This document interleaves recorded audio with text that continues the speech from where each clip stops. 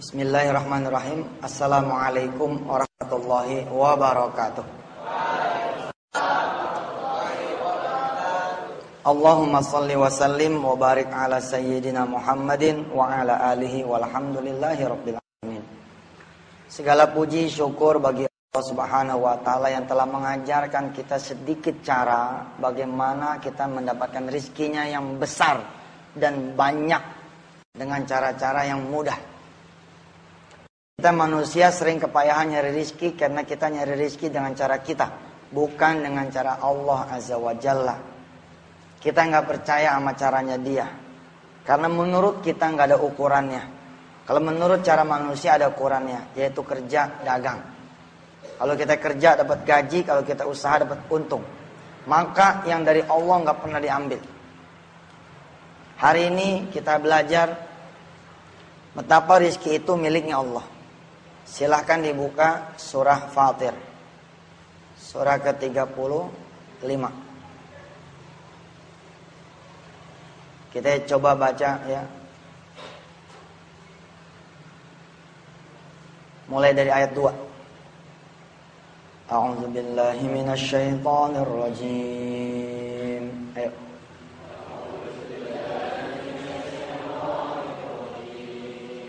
Ma yaftahillahu lin-nasi mir rahmatin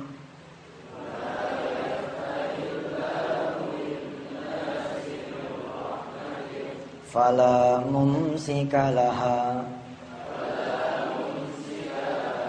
wa ma yumsik fala mursila lahu min ba'dih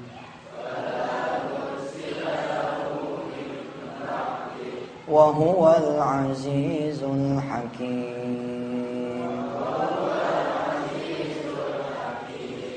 Ya ayyuhan nasu dzkuru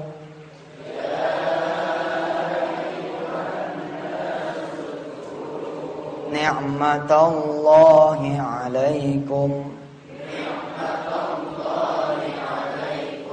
hal min khaliqin ghairullahi yarzuqukum minas samai wal ard.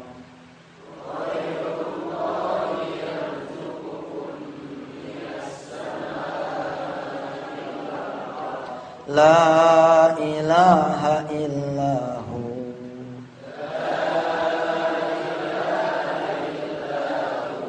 La ilaha illahu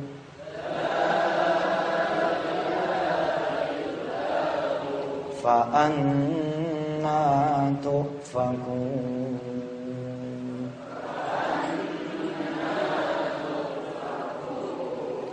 Kalau Allah udah mau ngasih rahmat sama seseorang, nggak ada yang bisa nahan, nggak ada yang bisa menolak. Sebaliknya kalau udah Allah mau cabut itu rahmat, nggak ada juga yang bisa nahan juga. Ayat yang hampir senada ini nanti kita akan pelajari. Ya. Coba kita lihat lagi ayat ketiganya. Wahai manusia, ingatlah akan nikmat Allah kepada kalian. Adakah pencipta selain Allah yang memberi rizki kepada kamu dari langit dan bumi? Tidak ada, kecuali dia. Maka mengapa kamu bisa dipalingkan? Jadi kalau kita merujuk ayat ini saja, harusnya ketika kita mencari rizki, ngikutin cara yang punya rizki. Karena rizki di tangan dia. Coba buka lagi surah Az-Zumar, surah ke-39. Ayat 52. Awalam ya'lamu annallaha yabsutur rizqa liman yasha'u wa yaqdir. Ayo.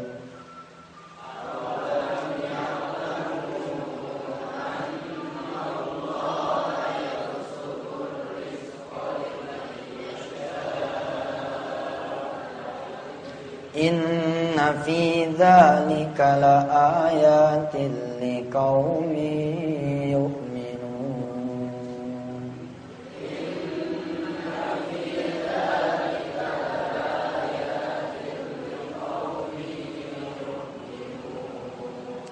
Apakah mereka tidak mengetahui kata Allah, sesungguhnya Allah yang melapangkan rizki dan membatasinya bagi siapa yang dia kehendaki. Sesungguhnya pada yang demikian itu menjadi tanda bagi kaum yang beriman. Ada hal kecil yang kita pelajari pada hari ini, yaitu sholat duha. Sebab kata Allah, siapa yang mau banyak rizkinya sholat duha. Ini kan pekerjaan yang Allah suruh. Sedangkan Allah itu siapa? Allah yang memberikan kita rizki. Terus kita enggak sholat duha. Itu tandanya kita enggak mau rizki yang dari dia. Kita hanya selagu-lagunya saja mencari rizki. Padahal tidak ada yang lebih besar rizkinya kecuali rizki dari Allah ilahi Rabbi. Apa kata Rasulullah?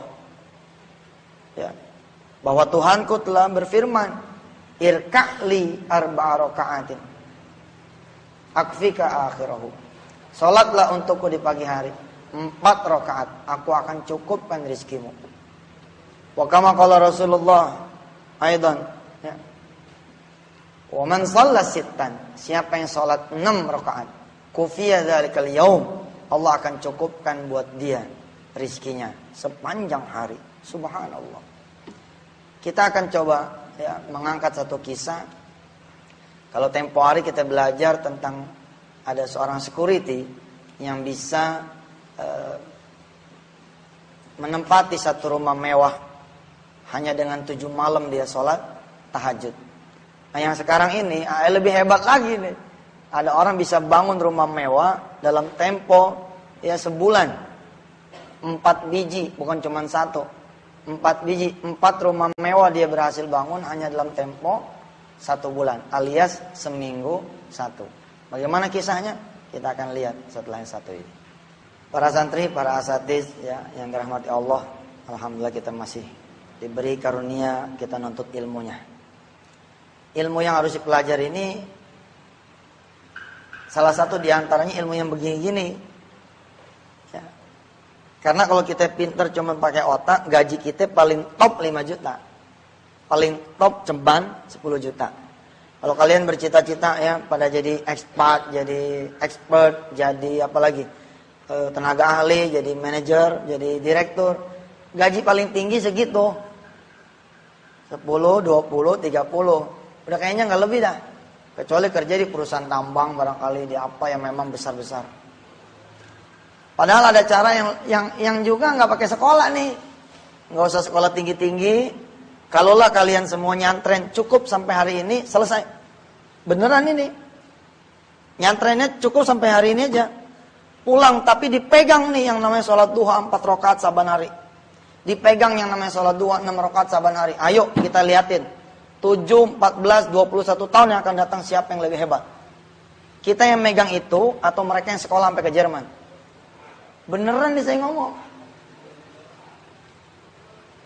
Tentu lebih hebat lagi kalau kalian semua para santri Darul Quran bercita-cita sekolah setinggi langit tapi ibadah tetap istiqomah. Oh itu lebih hebat lagi. Mau di Australia, mau di Belanda, mau di Eropa nanti ya. Di negara-negara lain di Eropa, mau di nanti di negara Timur Tengah, dibawa nih kebiasaan-kebiasaan di Darul Quran. Kalian kan di sini dibiasakan tuh sholat duha 2 rakaat, 4 rakaat, 6 rakaat dipakai nih, wah nggak ada lawan tuh. Kemarin ada Habib datang kan, apa dia ngomong? Kalau kalian baca Waqiah saban asar, kalian udah gedenya jadi orang besar, gitu dia bilang. Kalau kalian rajinin baca Waqiah ba'da asar, kalian udah gedenya jadi orang senang. Nggak susah lagi nyari dunia, karena dunia udah dibeli sejak dari kecil. Masya Allah. Wafi ba'da riwayah, baca tengah malam. Wafi ba'da riwayah, baca ba'da salat subuh.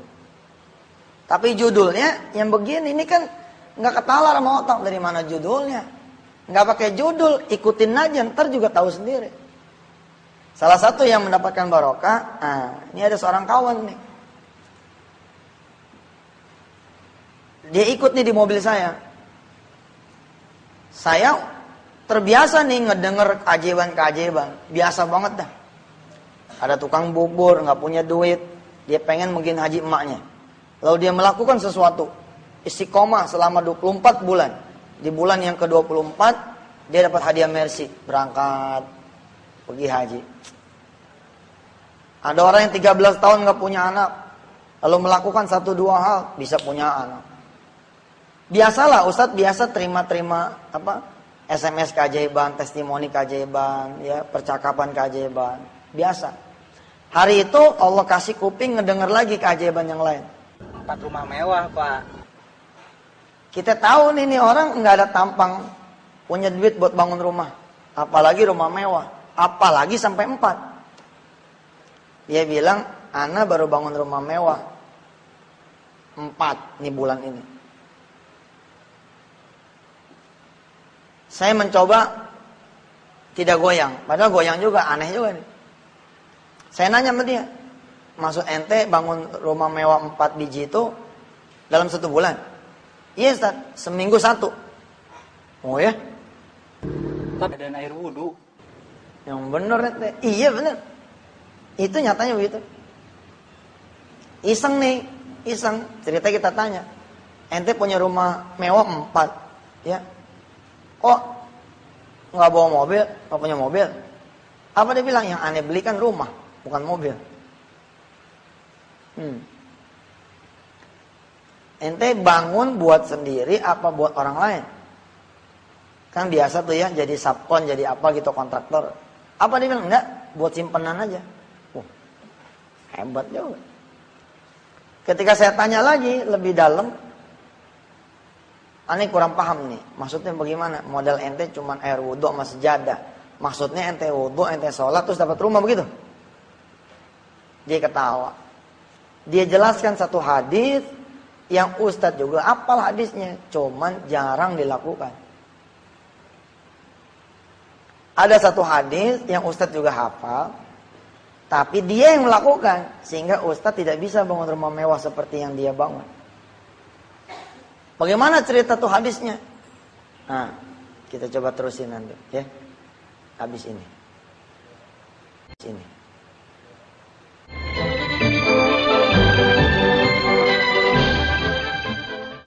Rasanya berbeda sekali ketika memulainya pekerjaan tidak melaksanakan sholat terlebih dahulu.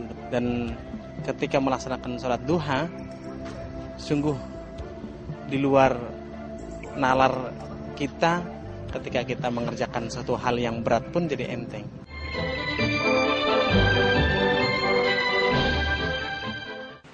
Wa ba'du, ya, singkat cerita, Ustadz dibikin bengong karena ternyata modal dia benar-benar air wudhu sama sejadah.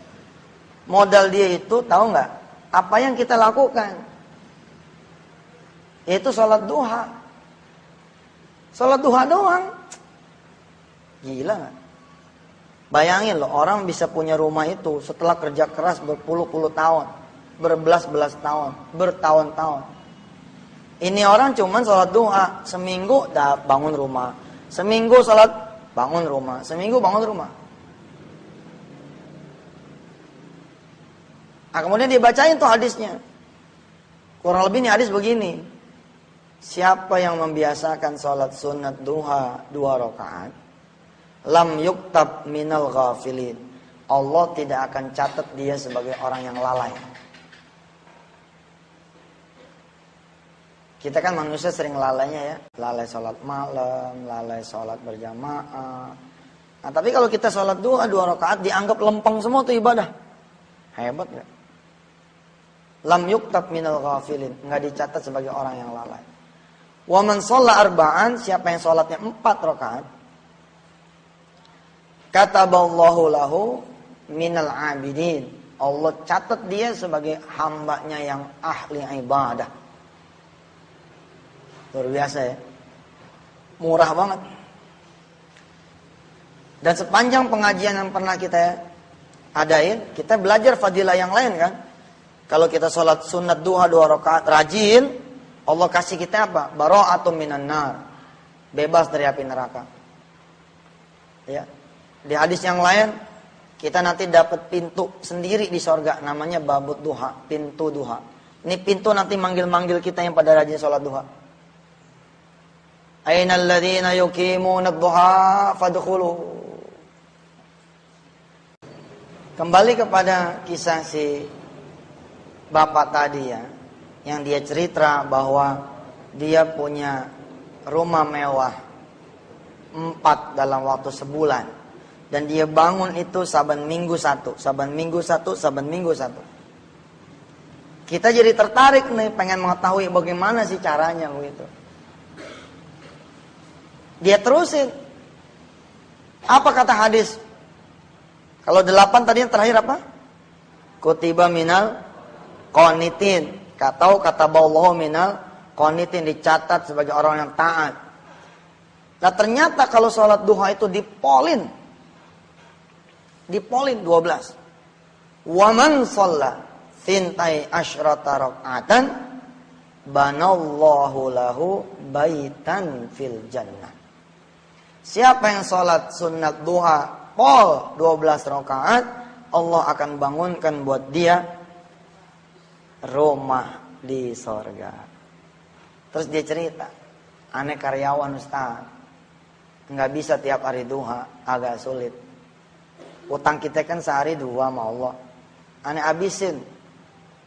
Saban Sabtu atau Minggu aneh habisin 2 rakaat dikali 6, 12. Aneh hitung-hitung bayar utang. Nah, alhamdulillah. Aneh rasa ya, dengan aneh sholat tuh 12 rakaat, aneh bisa bangun rumah loh. Lah karena aneh bangun nih, sholat duha 12 rakaat saban minggu, berarti aneh punya rumah seminggu 1 nih. Di mana cuma rumahnya? Fil jannah, di sorga. Lah Ustadz, saya udah 4 minggu nih ngejalanin sholat duha 12 rakaat. Berarti berapa rumah saya Ustadz? 4, iya juga. Bener itu. Kita nanti pulang kemana tempatnya? Kalau nggak ke sorga, ke neraka. Nah kalau kita udah punya rumah nih 1 di sono, insya Allah itu kita tempatin ke rumah. Para santri nih yang udah 12 rakaat siapa? Yang udah pernah? Andi sudah? Oh alhamdulillah. Saya udah? Iki udah? 12 sudah? Kita tanya ustadznya ya. Ustadznya siapa yang udah pernah 12 rakaat? Yang udah pernah nggak perlu istiqomah, udah pernah ya sekali begitu. Sekali nggak apa-apa. Lumayan itu. Lumayan namanya punya 1. Jadi ya para santri, kalau jadi santri maya kudu tamak. Kalau jadi santri itu kudu apa? Loba, apa sih istilahnya? Kudu serakah namanya amal. Serakah, iya. Lagian kalian kan santri penghafal Quran. Pegang aja Quran tuh sambil menderes, sambil murojaah. Subhanallah, 12 rakaat itu 1 juz tuh bisa. Ustaz saya nggak mau masuk sekolah, pengennya sholat duha 12 rakaat. Oh iya. Ustaz bakal bilang, udah, tenang, absennya gue yang bikinin. Ini nggak penting. Wah Ustaz, gitu sih. Ya makanya sholatnya dari 6:30. Kalau sholatnya dari 6:30 kan bisa tuh 12 rakaat. Jam 7 selesai kan? Selesai kemudian masuk kelas. Sekolah dapat, rumah di sorga dapat. SMS ke orang tua, Mah, saya mau ngasih kunci nih buat mama, bisa punya rumah nanti. Nanti mama kita SMS balik tuh. Jangan pikirin rumah dulu, sekolah dulu aja yang benar. Enggak nih langsung nih saya kasih kuncinya. Apa? Salat duha 12 rakaat. Ada apa dengan 12 rakaat? Banallahu baitan fil jannah.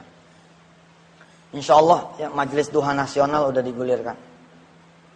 Majelis duha di mana kita saban Sabtu dan Minggu ya, jam 7.00 kita salat duha serentak di seluruh tanah air ya. Mudah-mudahan ini menjadi satu ikhtiar hamba Allah, ikhtiar anak bangsa supaya memang Indonesia ini jadi adem.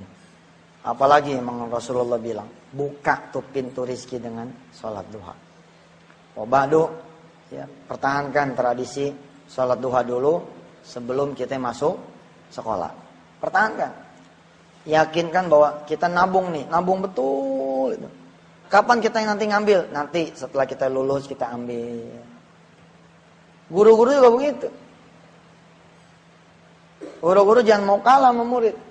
Murid 4, mestinya kita 6. Murid 6, kita 8. Murid 8, kita 10. Murid 10, kita 12. Murid udah 12, kita lamaan dikit sholatnya. Murid lamaan, kita tegur, jangan lama-lama sekolah. Ayo, mari kita baca doa kafaratul majlis. Subhanakallahumma wa bihamdika asyhadu an la ilaha illa anta astaghfiruka wa atubu ilaik. Shadaqallahul azim. Terima kasih. Billahi taufiq wal hidayah. Wassalamualaikum warahmatullahi wabarakatuh.